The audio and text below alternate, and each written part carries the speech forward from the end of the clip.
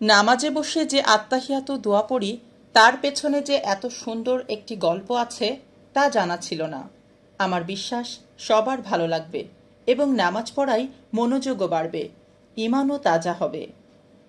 আত্তাহিয়াতু আসলেই অনেক গুরুত্বপূর্ণ একটি দোয়া।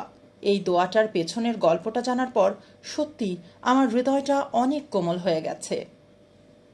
আত্তাহিয়াতু আসলে আল্লাহর সাথে আমাদের মহানবী হজরত মুহাম্মদ সাল্লাল্লাহু আলাইহি ওয়াসাল্লামের কথোপকথনের একটা অংশ, যা আমাদের মহানবী সাল্লাল্লাহু আলাইহি ওয়াসাল্লাম মিরাজ যাত্রার সময় হয়েছে এবং মহান আল্লাহর সাথে যখন তার দেখা হয় তখন তিনি কথোপকথন শুরু করেন।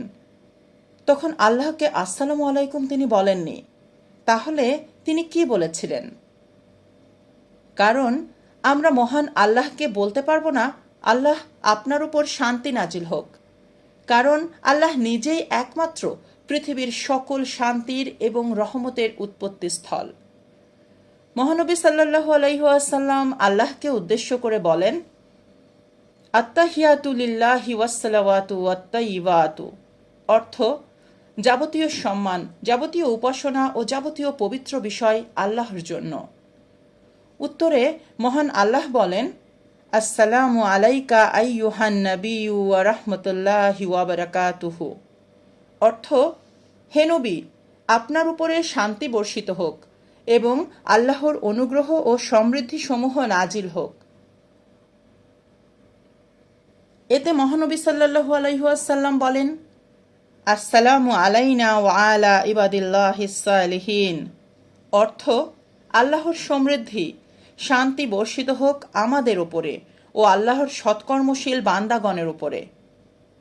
মহান আল্লাহ এবং মহানবী সাল্লাল্লাহু আলাইহি ওয়াসাল্লাম এর এই কথোপকথন শুনে ফেরেশতারা বলেন, আশহাদু আল্লা ইলাহা ইল্লাল্লাহু ওয়া আশহাদু আন্না মুহাম্মাদান আবদুহু ওয়া রাসূলুহু, অর্থ আমি সাক্ষ্য দিচ্ছি যে আল্লাহ ব্যতীত কোনো উপাস্য নেই, তিনি এক ও অদ্বিতীয়, এবং আমি আরও সাক্ষ্য দিচ্ছি যে হজরত মুহাম্মদ সাল্লাল্লাহু আলাইহি ওয়াসাল্লাম তার বান্দা ও রাসূল।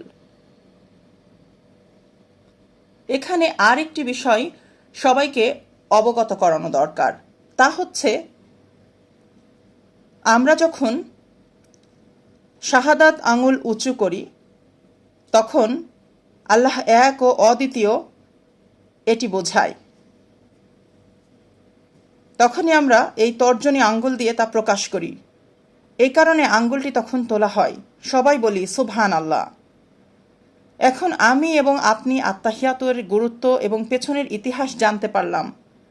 এবার একটু চিন্তা করুন তো, এই লেখাটি যদি আপনার মাধ্যমে অন্যান্য মানুষরাও জানে তাহলে তারাও এই দোয়ার গুরুত্ব বুঝতে পারবে ইনশাআল্লাহ।